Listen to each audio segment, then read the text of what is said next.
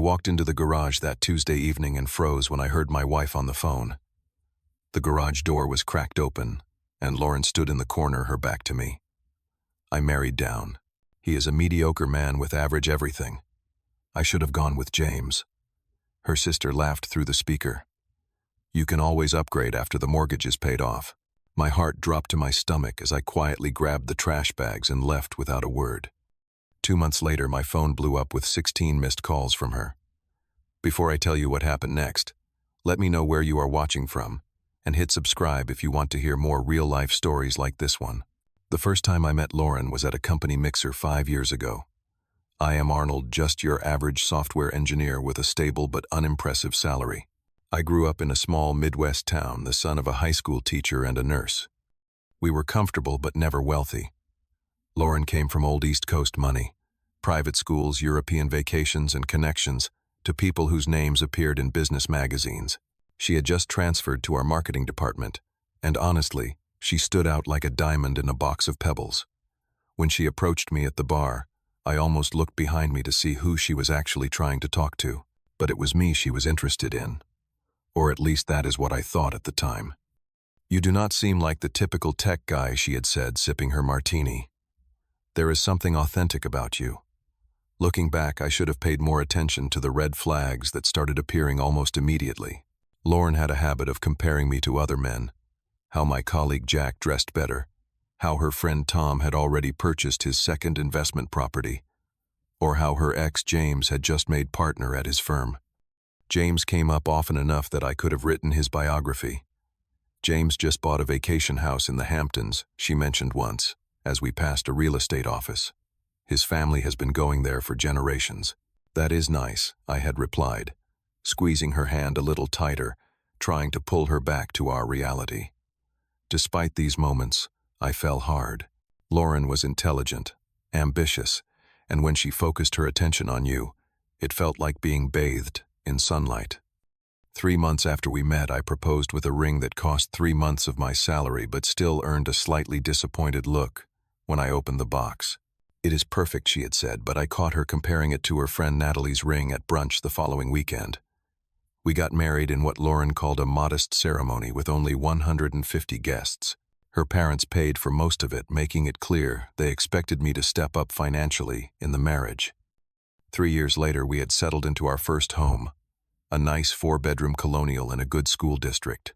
It stretched my budget to the limit, but Lauren insisted it was the minimum acceptable for someone in her social circle. We need to have space for entertaining, she had explained as I stared at the mortgage numbers. Everyone we know has at least this much square footage. I worked 60-hour weeks at my main job and took on freelance coding projects on weekends to keep up with the lifestyle Lauren expected. Meanwhile, her complaints about our average life grew more frequent. The furniture was not from the right designers. Our vacations were not exotic enough. My car was an embarrassment at valet stands. Can we not afford something better than this? She asked once, running her hand along the dashboard of my 5-year-old sedan. I am saving for our future, I had replied. For our kids' college funds. She had gone quiet at that, staring out the window at passing luxury SUVs. The social events became more frequent, and increasingly Lauren attended them without me. It is just drinks with the girls, or just a work thing, you would be bored. I noticed her Instagram filled with photos at restaurants and clubs I had never been to, always tagged with friends I had never met. Our arguments about money and lifestyle escalated. My sister Stephanie just remodeled her entire kitchen for the second time. In 5 years, Lauren complained one night. We have not even updated our backsplash. Your sister's husband makes triple what I do, I pointed out. Exactly my point, she had muttered under her breath. I doubled down on my efforts. Took on more freelance work. Started a side project that I thought might have potential. A specialized inventory management system for small retailers. I worked on it late at night, after Lauren had gone to bed, hoping that maybe, just maybe, it could be my ticket to the kind of success that would finally make her proud. That Tuesday had been particularly rough. A project at work had hit a major snag, and my manager had made it clear that weekend work would be expected to fix it. Lauren had been cold and distant at breakfast, upset that we had to cancel our plans to attend a charity gala because of my work emergency. James always made his own schedule, she had remarked, while scrolling through her phone. He never let work dictate his social calendar. I had swallowed the retort that rose to my lips and focused on my coffee. After a tense dinner of takeout eaten in near silence, I gathered the trash to take it out to the bins. That is when I walked into the garage and my world collapsed. "I cannot believe you are still putting up with this." Lauren Stephanie's voice was clear through the phone speaker. "You have wasted 3 years with him already." I know Lauren sighed dramatically. "I married down. He is a mediocre man, with average everything. His job is average, his ambition is average. Even in bed he is just adequate. I should have gone with James when I had the chance." Stephanie laughed, the sound like broken glass in my ears. "You can always upgrade after the mortgage is paid off. James is still single, you know. He asked about you at the Taylor benefit last month." "Really?" Lauren's voice lifted with interest. "I saw him last week. Actually, we had coffee. He just closed that huge deal with the Japanese investors. He has a new Porsche and is looking at penthouses downtown. And meanwhile, Arnold is what? Still driving that pathetic Hyundai and working overtime for peanuts." Stephanie sneered. "He is working on some silly side project now too. Comes to bed at 2 in the morning, probably just playing video games." Lauren laughed. "But his name is on the mortgage, and his income gets us the tax benefits. I can stick it out another year or two. Just make sure you have an exit strategy. Start putting some money away where he cannot see it," Stephanie advised. "That is what my friend Diana did before she left her husband." "Already on it," Lauren replied, and my blood ran cold. "I have been transferring small amounts to my personal account for months. He never checks the statements anyway." I stood frozen, the trash bags hanging limply from my hand as my entire marriage was revealed as a sham in the space of 2 minutes. Every sacrifice, every late night, every missed weekend with friends, all so I could be a useful stepping stone for Lauren's social climbing. My brain could not process what I was hearing. A strange numbness spread through me, like my body was trying to protect me from the full impact of the betrayal. I quietly backed away, the garage concrete cold under my feet, and slipped out the side door without making a sound. I drove around for 3 hours that night, the conversation replaying in my mind like a horror movie I could not shut off. When I finally returned home, Lauren was asleep, or pretending to be. I grabbed a blanket and slept on the couch, telling myself I needed time to think. For 2 weeks I went through the motions of our marriage, while my mind raced through options. I contacted a lawyer discreetly during my lunch break, learning about my rights and options. The lawyer, a straightforward woman named Diana, ironically the same name as Stephanie's friend, did not seem surprised by my story. "Unfortunately, I hear variations of this weekly," she told me. "The important thing now is to protect yourself financially while you decide what you want to do." I checked our accounts and discovered Lauren had indeed been siphoning money, nearly $20,000 over the past year. Each transfer was small enough that I had not noticed, always under $500, and labeled as personal shopping or girls' weekend. I documented everything. I stayed at the house but barely spoke to Lauren. She seemed confused by my sudden coldness, but was too self-absorbed to press the issue. "Are you coming to the Hendersons' dinner on Friday?" she asked one morning, as if nothing was wrong. "No," I replied, simply not elaborating. On day 15, I packed 2 suitcases while Lauren was at a spa day with friends. I left my keys and wedding ring on the kitchen counter with a note that simply read, "I heard your garage conversation with Stephanie. Contact me through email only." I moved in with my best friend Marcus, who offered his spare room without hesitation. "Stay as long as you need, man," he said, helping me carry my bags. "I always thought she was wrong for you." Lauren's messages started immediately. First confused, then angry, then pleading. "What conversation? You are overreacting. Whatever you think you heard, you misunderstood. Please come home so we can talk about this." I responded to none of them. A week later, I met with Diana again and filed for divorce. When Lauren was served the papers at her office, the messages turned nasty. "You will regret this. You are nothing without me. Good luck finding anyone else. I blocked her number and instructed my lawyer to handle all communication. That is when Lauren began reaching out to our mutual friends, spinning a story about how I had suddenly abandoned her, possibly having a mental breakdown or an affair. Friends took sides. Some believed her, particularly those from her social circle, who had always viewed me as an oddity in their midst. Others stood by me, especially those who had witnessed Lauren's subtle put-downs over the years. It was my friend Tony who revealed the final piece of the puzzle. Over beers one night, he hesitantly told me, "I did not want to be the one to tell you this, but Lauren and James have been meeting up regularly for at least 6 months. Everyone kind of knew, but no one wanted to be the messenger." The pain of that revelation was both sharp and dull, a confirmation of what I already suspected, yet still a fresh wound. I thanked Tony for his honesty and ordered another round. In the strange, empty weeks that followed, I took stock of my life with brutal honesty. I had spent years trying to measure up to an impossible standard, not just Lauren's expectations, but the shadow of James and every other successful man she compared me to.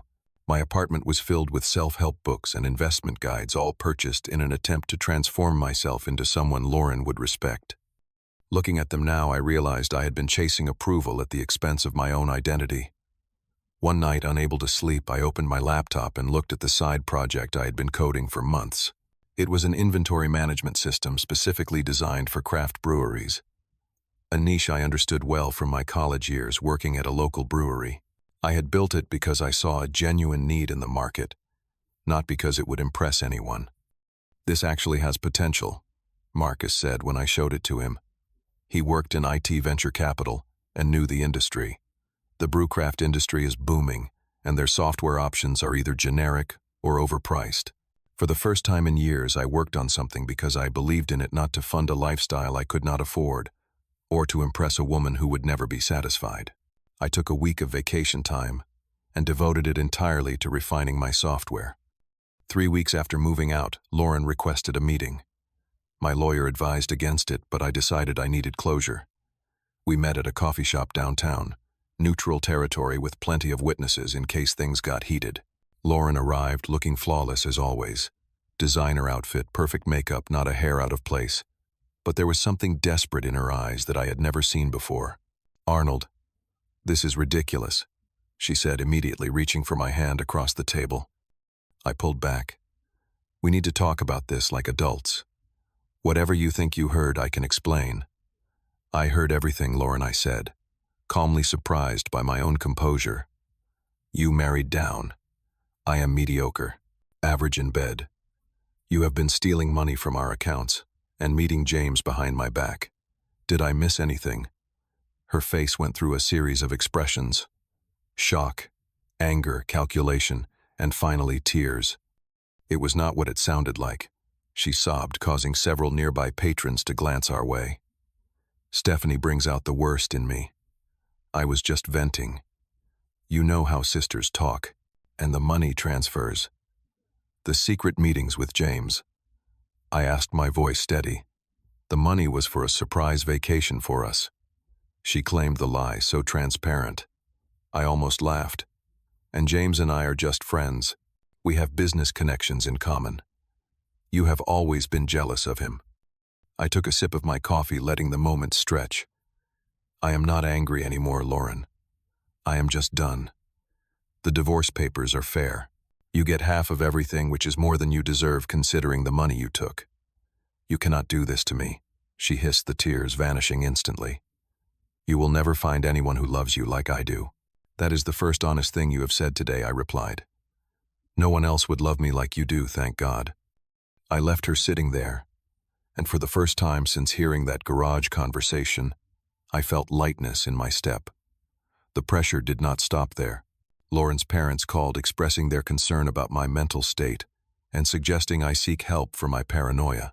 Her father, a retired executive who had never hidden his disappointment in his daughter's choice of husband, even offered to help me get back on my feet if I reconsidered the divorce. Friends who had initially supported me began to waver as Lauren worked her social connections. Maybe you should at least hear her out, suggested one. Marriages go through rough patches, offered another. Through it all, I maintained my focus on two things: finalizing the divorce as cleanly as possible and developing my software.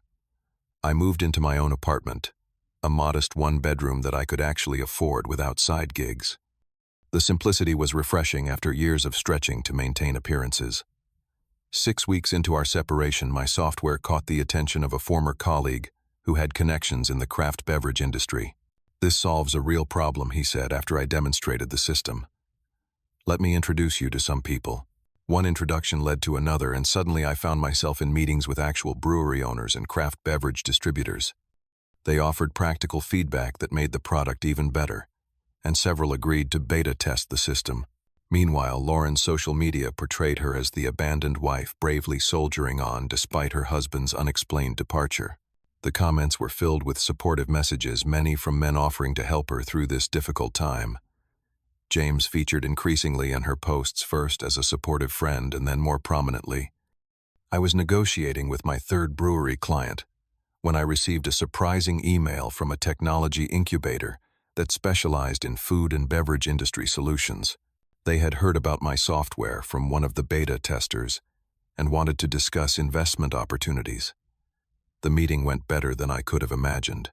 The incubator offered not just funding but mentorship and industry connections that could scale my solution nationwide. Their offer would allow me to quit my day job and focus entirely on growing the business. That evening, as I was signing the preliminary agreement, my phone lit up with Lauren's name. Then again, and again. By the end of the hour, I had 16 missed calls and a string of increasingly desperate text messages. I stared at my phone in disbelief as the missed calls from Lauren continued to pile up. What could possibly warrant this level of urgency? After 2 months of separation, against my better judgment, I listened to the first voicemail. "Arnold, call me back immediately." Lauren's voice was breathless, excited. "Something huge is happening, and we need to talk. It is about us, about our future." The next several messages followed the same pattern. Vague references to amazing news and second chances, without any specific details. In the final message, her tone had shifted to something closer to her old self. Confident, slightly condescending. "I just heard about your little brewery software thing," she said. "Tony mentioned it at the Wilsons' dinner. We really need to talk about our situation before things go any further. Call me." And there it was. Someone in our social circle had caught wind of my potential business success and fed the information to Lauren. Now that I might not be so mediocre after all, she wanted to renegotiate. I called Marcus instead. "You are not going to believe this," I told him, relating Lauren's sudden renewed interest. "Actually, I totally believe it," he laughed. "The minute you become potentially valuable to her again, she wants back in." Classic. I decided to respond with a brief email. "Lauren, I am proceeding with the divorce as planned. Any communication should go through our lawyers. Best wishes, Arnold." Her response came within minutes. "We need to talk in person. I made a terrible mistake. Please give me a chance to explain. I never stopped loving you." After consulting with my lawyer, I agreed to one final meeting at her office with clear time limits. I wanted this chapter of my life closed before I embarked on my new venture. When I arrived, Lauren had clearly prepared for the occasion. She wore the blue dress I had once told her was my favorite, her makeup subtle in the way I preferred. The office was empty, except for us. She had made sure we would be completely private. "Arnold," she began, moving to embrace me. I stepped back, maintaining professional distance. Her smile faltered but quickly recovered. "Thank you for coming. I know things have been difficult. What did you want to discuss?" I asked, remaining standing, even as she gestured toward the chairs. "I have been doing a lot of thinking," she said, her voice taking on the soft vulnerability that had once melted my defenses. "What happened between us, the things you overheard, they were just moments of weakness and frustration. They do not reflect how I truly feel about you." I said nothing, waiting for her to continue. "I heard about your software deal," she said, trying to sound casual. "That is amazing, honey. I always knew you had it in you. Remember how I always encouraged your side projects?" The revisionist history was almost comical. Lauren had never shown the slightest interest in my coding work, referring to it as Arnold's computer hobby. On the rare occasions she mentioned it at all. I think what happened was a wake-up call for both of us, she continued. We got lost somewhere along the way, but this separation has made me realize what truly matters. It is not James or status or any of that superficial stuff. It is you, us. She moved closer, her perfume, the expensive one she saved for special occasions, wafting between us. We can start fresh. I am willing to go to counseling to work on myself. The money from your new business venture gives us a chance to rebuild on a stronger foundation. And there it was. The true purpose of this reconciliation attempt laid bare in a single sentence. Not me, but the potential financial success I now represented. Lauren, I said quietly, do you remember exactly what you said to Stephanie that night in the garage? She blinked, caught off guard. I was upset. I did not mean. You said I was mediocre, average at everything. Not just my job or my income, but me as a person, as a man. I kept my voice steady, free from accusation. The thing is, you might have been right. This clearly was not the response she had expected. She started to object, but I continued. I was average. Average in my ambition, average in my willingness to stand up for myself, average in my self-respect. I settled for a marriage where I was constantly trying to prove my worth to someone who had already decided I did not measure up. I moved toward the door. The divorce will be final in 3 weeks. I wish you well, Lauren, truly. But we are done. You are making a huge mistake, she called after me, her voice hardening. You think some small-time brewery software makes you a big shot now.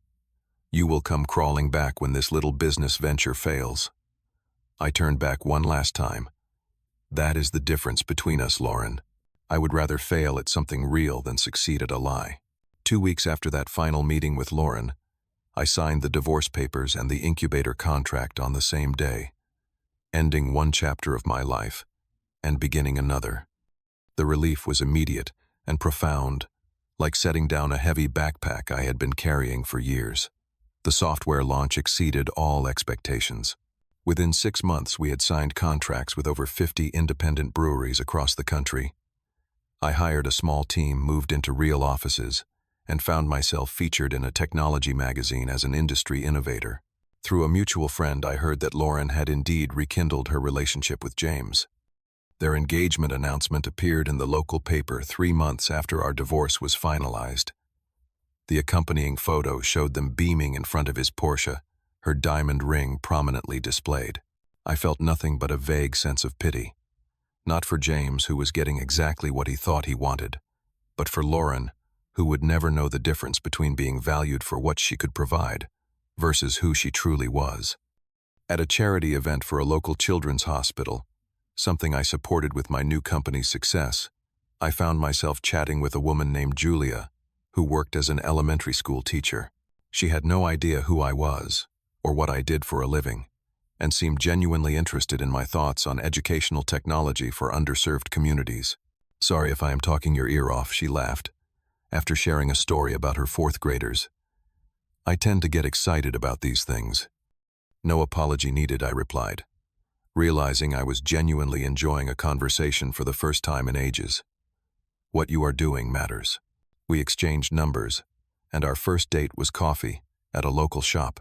No pretense, no performance, just 2 people getting to know each other. When I eventually told her about my business, she was impressed, but no more so than when I had shared stories about my volunteer work. A year after that fateful night in the garage, my life had transformed completely. The business was thriving, expanding into adjacent markets.